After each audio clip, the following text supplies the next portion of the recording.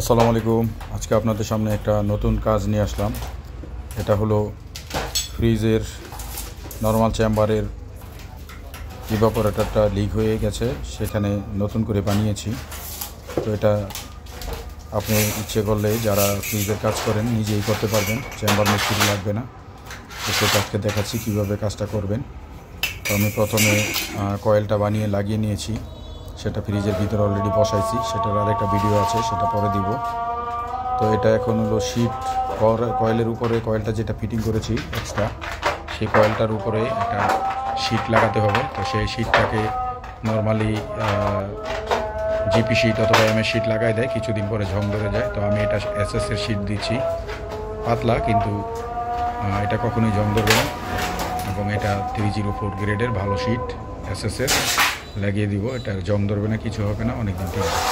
তো এটা আপনারা এইভাবে কেটে চারদিকটা ভাঁজ দিয়ে পরে ব্যান্ডিং করে সুন্দর করে চারদিকে ফোঁটা করে মাঝখানে ছিদ্র করে কমপ্লিট হয়ে গেলে আপনি এটাকে সুন্দর করে যে কয়েলটা বানানো হয়েছে ওই কয়েলের উপরে সুন্দর করে বসিয়ে দিয়ে থার্মোস্টারের যেই পাইপটা আছে ক্যাপিলারিটা, থার্মোস্টারের ক্যাপিলারিটা ওখানে বসাই দিবেন। তো বসাই দিলে মোটামুটি আপনি 5 থেকে 6টা অথবা 8টা স্ক্রু দিতে পারেন। 4 কোণারে 4টা, মাঝখানে একটা, আর সেন্টারে 4টা।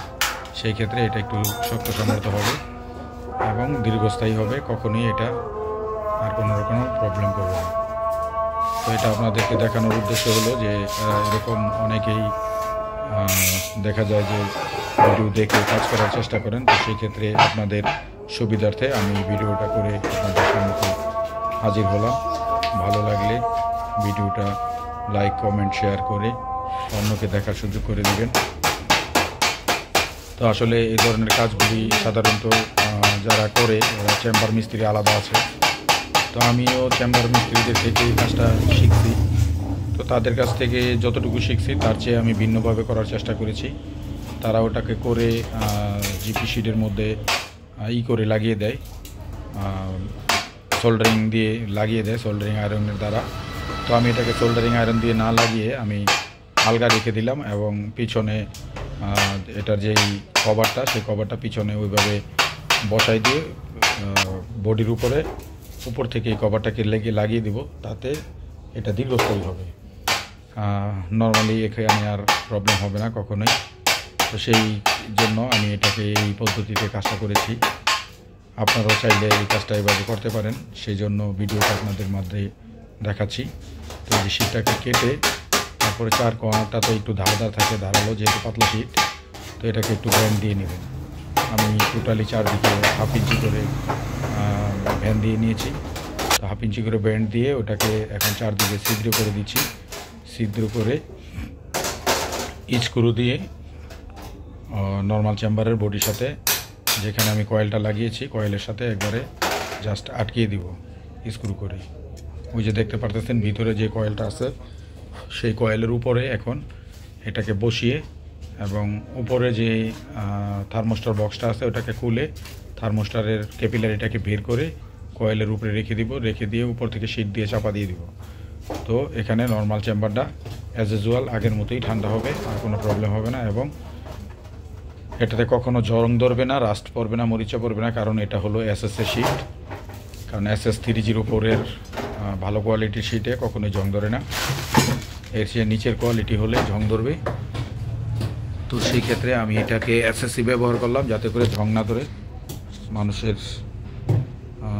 হয়রানি কমবে।